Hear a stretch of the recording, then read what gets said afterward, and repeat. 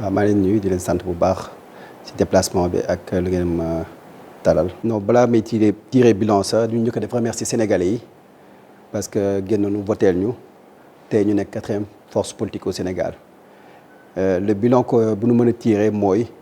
déjà on a un peuple mature Sénégalais yi génn nañu voté nañu en masse je pense qu'il y a un taux de 46% wala 47% donc lu am solo la ci élection législative. mais tamit wane nañu seen naqar ils l'ont montré ci jàmm dem nañ ci urne yi voté sanctionné donc ñu ngi gis vote sanction la par rapport à un régime en place boo xam ne Sénégalais gisuñu seen bopp donc loolu mooy bilan bu ñu mën a tiré tey ci élection législative yi. Ça se fait de façon naturelle c'est-à-dire que lu xewoon après les élections locales parce que MPR dem na ci élection locale en phase test parce que après 1 an d'existence on est allé aux élections locales janvier 2022 on est allé sur 3 communes am de bons résultats on a terminé 2e dans les 3 communes le 1er février nag ñu commencé wër Sénégal bi bu ñu wëree Sénégal bi pour ay parrainage on a eu 30 000 parrains am ki nekk si ni biir ne il faut ñu dem defi coalition loo xalaat si Pape Djibril Fall ma ni moi personnellement je le connais pas donc on a demandé dans le groupe WhatsApp les gens à 70% étaient d'accord donc j'ai dit créer la rencontre donc moom moo créé rencontre bi ñu daje waxtaan loolu loo créé tey coalition des serviteurs MPR. waaw c'est à travers un des membres du bureau moom moo vraiment jël initiative boobu ñu approuvé ko donc ma nga wax ne initiative bi suñu la jógee mooy politique faut se méfier des gens parce que l'apparence est trompeuse loolu si jàng donc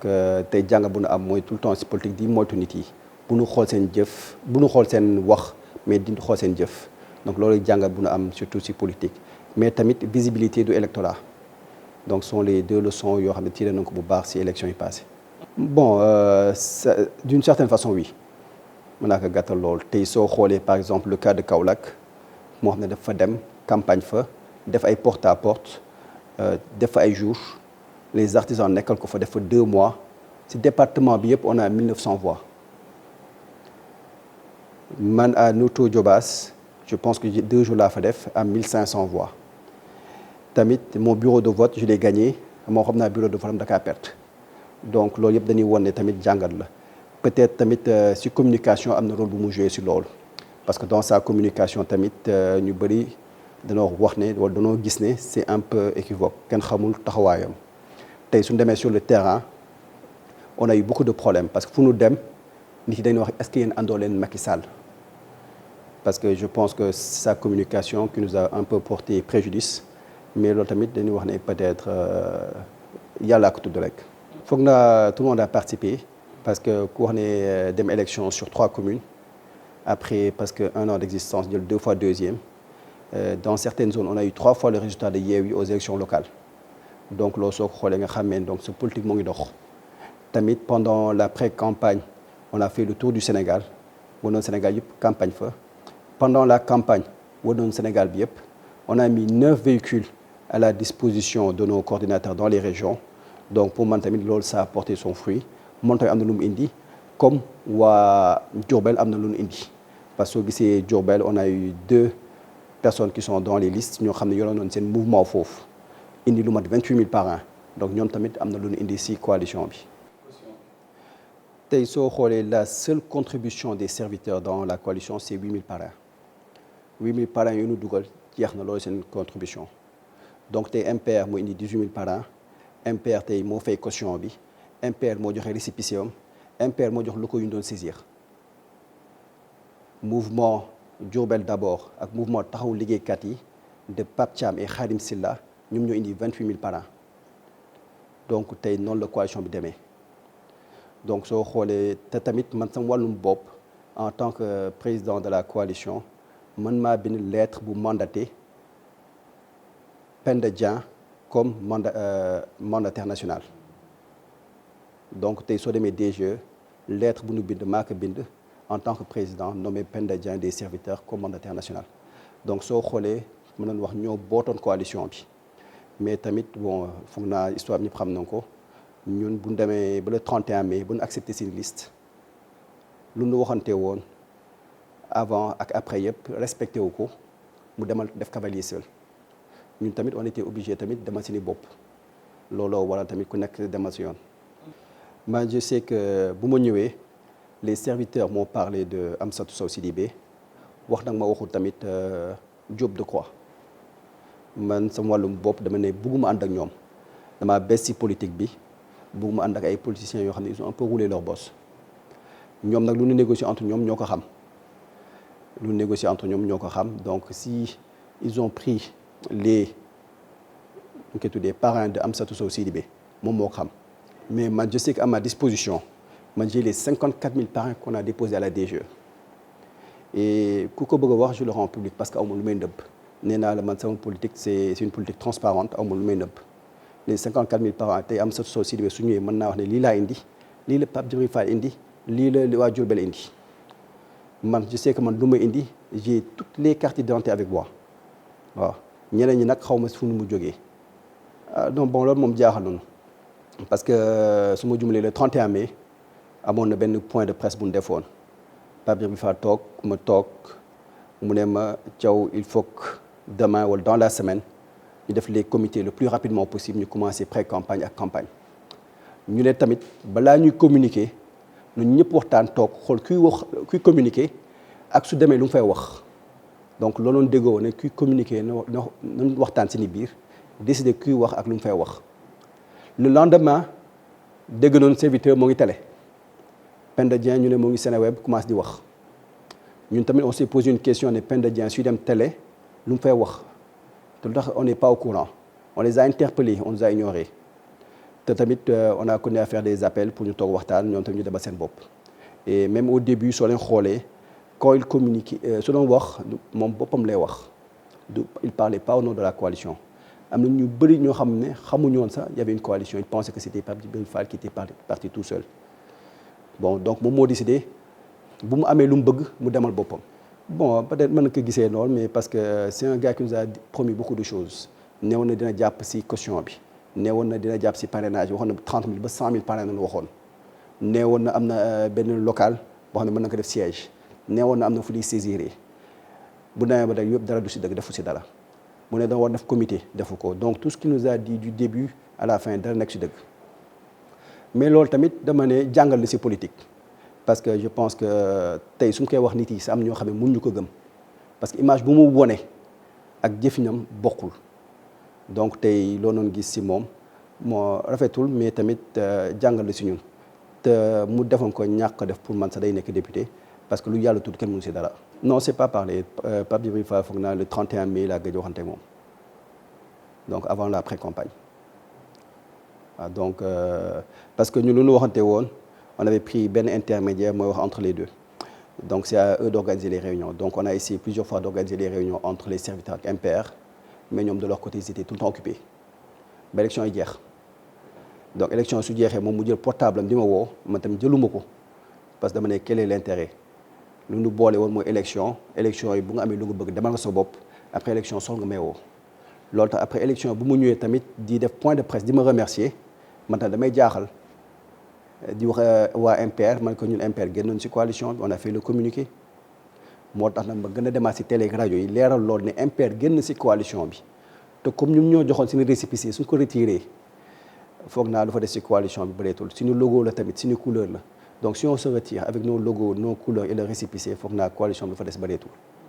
loolu tax ñu ne ñun génn noonu mais tamit ñoom nañu continuer ak mouvement des serviteurs pour man awma jafe-jafe pour man c'est quelqu'un qui est venu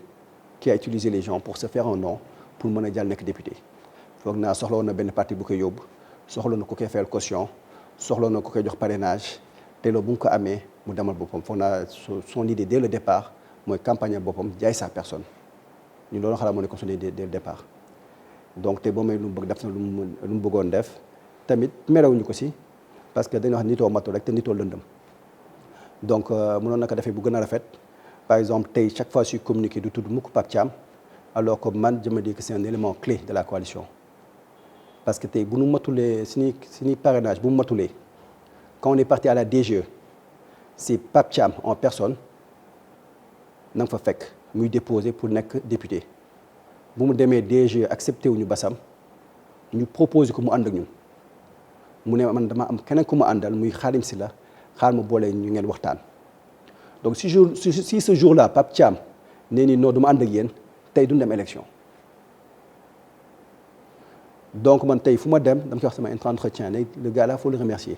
Il a son mouvement, il a apporté des parrainages te tey tamit moo joxe accord am pour tey ñu ànd mais tey déjà Pape Thiam s'il avait dit non kenn du dem élection. Donc par reconnaissance man fu ma dem dama koy remercier ne moom moo tax ñu dem tey tamit Pape Djibril Fall su ko du remercier parce que dama koy xaw a ñaawlu tamit sur loolu démarche boobu. Je sais que ñoom ñaar am nañu ay divergences foog naa ñëpp xam nañu divergence yooyu. man amul benn jalousie sérieusement parce que je lui souhaite tout le meilleur amul benn problème sérieusement man élevé wuñu comme ça parce que tey su ma bëggoon nekk tête de liste damay nekk tête de liste. Même les gens me demandent wax ne ko tête de liste parce que joxe sa parti fay sa 15 millions indi 18 000 parrains su la neexee ne yaay nekk tête de liste. Mais nekk ma foofu di xuloo dama leen ne ku bëgg a nekk tête de liste bàyyi leen donc jalousie amul te man su ma doon dem sur le terrain lu ma doon wax nit yi ne bis bu ma nekkee député du ma lekk xaalisu état loolu laa doon wax nit yi ne les 1 million 300 dama koy maye oto beeg essence bi may mettre ça à la disposition des Sénégalais loolu laa waxoon donc tey utuma woon dara si députation bi wala nekk député utuma si woon dara et je le disais à tout le monde je l'ai même mis dans les affiches. Il y a des gens qui me disaient monsieur Thiaw waxal sa bopp mais ñun soxla nañu xaalis bi man ko man du ma laal xaalisu état parce que ñëpp dégg nañu rapport bi amoon par rapport aux députés assemblée ñu ne 130 milliards nañu lekk foog naa en 5 ans ñu ne assemblée yu gën a cher ci Afrique de l'Ouest alors qu'on fait partie des pays les plus pauvres au monde donc yow mënoo kaas ne état day yàq te yow nga bokk ci yàq bi député lu muy doyee oto 40 millions lu mu koy doyee lu muy doyee 500 litres essence 1 million 300 pendant que les Sénégalais souffrent donc kaas dafa yomb mais def bi moo gën a jafeñ moo tax ñun ñu ne man dama ne su ma demee du ma jël xaalisu état dara je vais travailler gratuitement donc du côté xaalis ak jalousé tamit du côté tamit nu ñu koy tuddee ça encore jëfin parce que su dee pour kaas Sénégalais yi je pense que loolu mën na ko def sans nekk député mën na dem sur le terrain di kaas di indi ay solutions on l'a déjà fait tey si biir année bi on a financé plus de 3000 femmes on a formé plus de 1000 femmes. Mais gas nañu ay forage maye ko def ay on a fait beaucoup de social mais tey waxuñu ko ci télé ak rajo yi parce que bu ñu ko doon def c'est pour aider les gens mais pas pour se vendre donc amul benn jalousie ñoo ngi koy vraiment di ko souhaiter le meilleur di ko ñaanal qu'il réponde aux attentes des Sénégalais. Non du tout parce que je pense que si je voulais utiliser sa personne su ma doon def poster damay teg photo Pape Djibril soo gisee dans tout le Sénégal j'ai mis des posters. defuma ci photo Pape Djibril musuma def benn photo ak Pape Djibril sur tous mes posters te pourtant lu ma dépensé j'ai dépensé des millions ci communication ay posters musuma ci def photo même les flyers je mets pas sa photo je mets ma photo ci ginnaaw dugal spécimen pour gars yi xàmmee ne spécimen bii ngeen war a voteel waaw donc j'ai jamais utilisé son image wala son nom pour faire campagne suñu doon campagne lu ñu wax nit yi c'était leur problème. C'est-à-dire que suñu demee ci dëkk dañuy wax ne lii mooy seen problème ñun suñu demee assemblée nañ koy fejee par exemple cherté de la vie dañoo dem ci nit yi defoon nañ ay posters cherté de la vie lu ñu doon wax ne état nu mu créé plan Orsec war na créer beneen plan bu mel noonu comme ça veille des événements muy tabaski wala muy màggal ñu koy déclencher plan boobu ñu ne day nekk deux parties première partie mooy lan diminuer les taxes wala supprimer les taxes carrément. mooy TVA wala taxe douanière yi pour les produits de première nécessité tamit deuxième partie bi mooy surveiller les prix parce que am na ñoo xam ne dañuy bàyyi ba veille bi yokk seen prix da ngay gis tey veille tabaski borom kaar yi da am ñuy doubler seen prix mais état war na toog si gaar yëpp toog foofu xool gars yi yu doubler seen prix war na dugg si bureau yi si boutique yi loolu nañu wax ne loolu c'est une solution état surveiller prix yi ba pare dindi taxes yi donc on parlait aux gens par rapport à leurs problèmes proposer ay solutions noonu noonu campagne mais duñu campagne ci turu jàmbur. xam nga troisième voie c'est un faux débat parce que dans une république wala loo ko mënta xool il y a parti au pouvoir ak les gens qui sont pas du pouvoir donc parti au pouvoir moi ak opposition les gens qui opposent ñu fi nekk loolu fi am donc troisième voie loolu waxin nag la boo xam ne c'est créé mais amul sa sens voilà donc ñun on est dans l'opposition parce que bokk ci opposition ci parti pouvoir nga bokk waaw l'opposition nag ma ngeen bokk bañ a bokk gis-gis am na ñoo xam ne ni leen bëgg opposé ñi bëgg na opposé mais lépp opposition la ba léegi parce que vous opposez le parti au pouvoir ñun ñoo ngi ci opposition on l'assume on le dit nëbbuñu ko kenn on est dans l'opposition et on le cache pas je pense que même pendant la campagne on avait lancé le concept tout sauf Macky bon c'est un concept c'est un peu dangereux tamit mais tamit on l'a lancé ni tout sauf Macky je pense que le jeu des coalitions essayé nañ ko et je pense qu'on n'a pas tiré une bonne expérience de une bonne leçon wala une bonne expérience donc da nga xaw a ragal instant yi les coalitions là donc on va faire notre chemin seul pour l'instant on va faire le tour du Sénégal encore une 4e fois cette année pour installer waat ay bureaux yi restructurer leen waxaat ak Sénégalais yi remercier leen pour les préparer pour les prochaines échéances. Non merci ñoom kañ on leur souhaite nag tout le bien du monde mais soo gisee yenn doxalin yi ñoom bàyyi la ñu dem moo gën parce que jàngat la te bëgguñu amaat même expérience yi. je pense que rénover hôpital Dantec du projet bu bees su ma juumulee l'ancien président moo commencé et je pense qu'il était temps parce que lu def 110 ans jot na ñu améliorer ko wala rénover ko mais du ñu koy defee tamit moom la ñuy ñaawlu parce que ils auraient pu faire ça d'une meilleure façon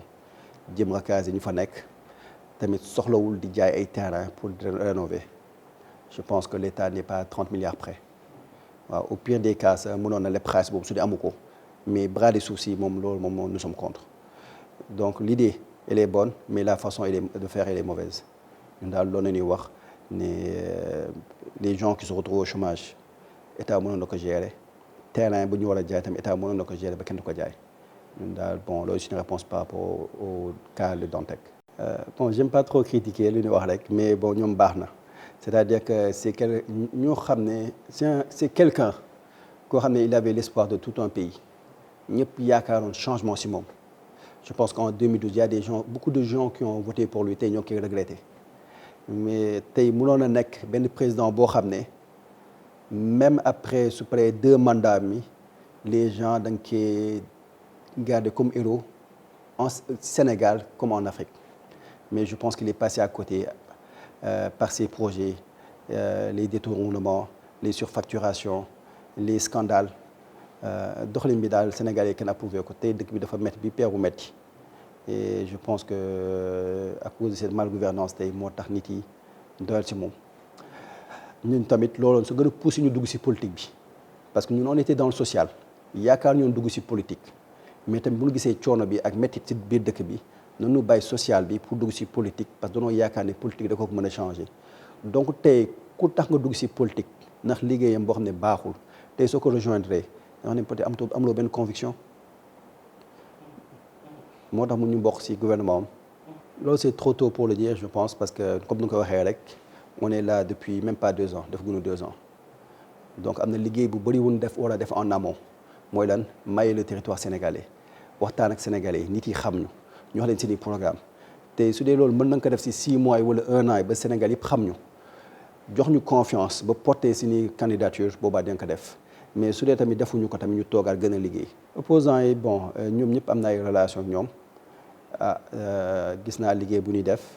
mais tamit on a préféré faire cavalier seul parce que ñun lu ñu gëm mooy discipline éthique travail bu ñuy wax gëm ne politique don de soi la mais du wax kese loo xam ne dañ koy jëf gëm ne politique de développement noonu bëgg a def politique boo xam ne du ñu xastante bëgguñu xastante mais trouver des solutions loolu tax ñu insister tout le temps si loolu trouver des solutions aux problèmes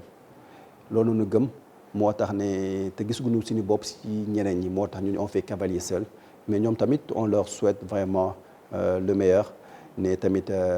ñu connaît di xeex pour Sénégal gën a dem jëm kanam. bon loolu yàlla ko mën a wax parce que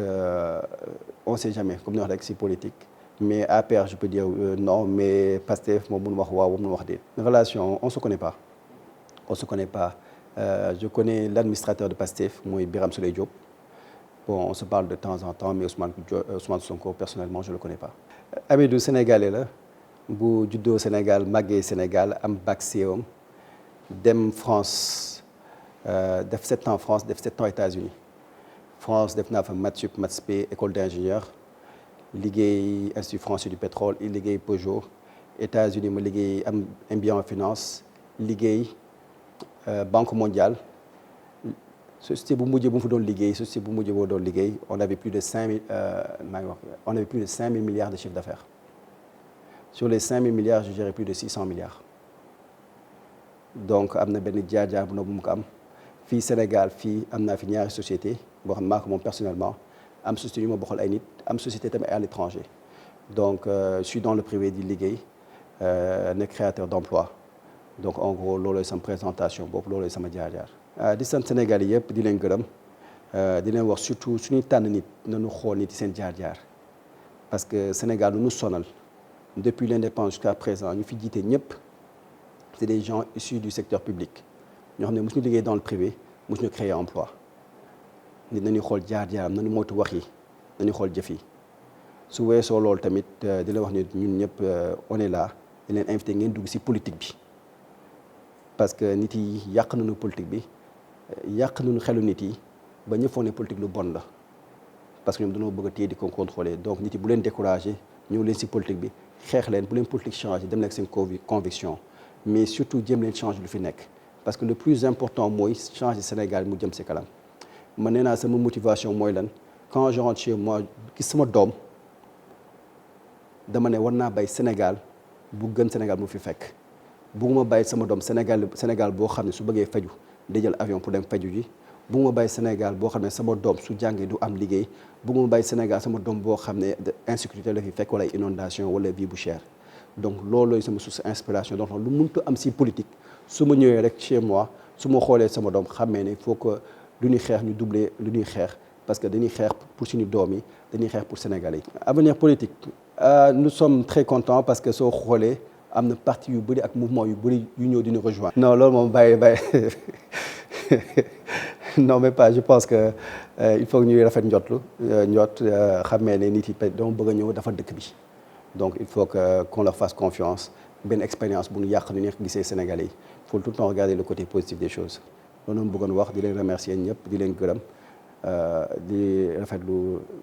entretien bu baax.